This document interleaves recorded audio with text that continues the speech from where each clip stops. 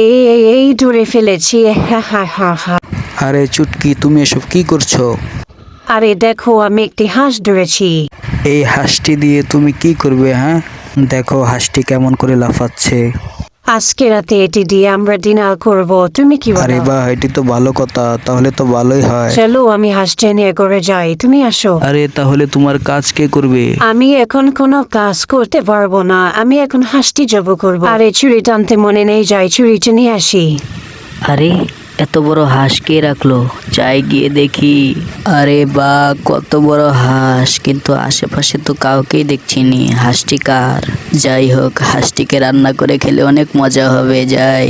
আরে বা, আজকে খুব মজা হবে। হাঁসটিকে ভালো করে ধুয়ে ছুলতে হবে, তারপর রাত্রে খাবো। অনেক মজা হবে।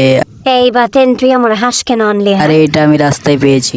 এটা আমার হাঁস, তুই কেন আনলি? আরে আমি কাজ করে আসতেছিলাম, তখন দেখি হাঁসটি পড়ে রয়েছে। আমি নিজের হাতে জবাই করতে চেয়েছিলাম, তুই কেন জবাই করলি? আরে বা, দেখ এর গ্যারান্টটা দারুণ। তুই থাক, আমি যাই। এই আমাকে রেখে তুই একা খাবি? প্রিয় বন্ধুরা, বাতেন তারপর হাঁসটি অনেক কষ্ট করে রান্না করে, আর তখন তারা খুব মজা করে খায়। তো বন্ধুরা, ভিডিওটি ভালো লাগলে অবশ্যই লাইক, কমেন্ট এন্ড শেয়ার করবে।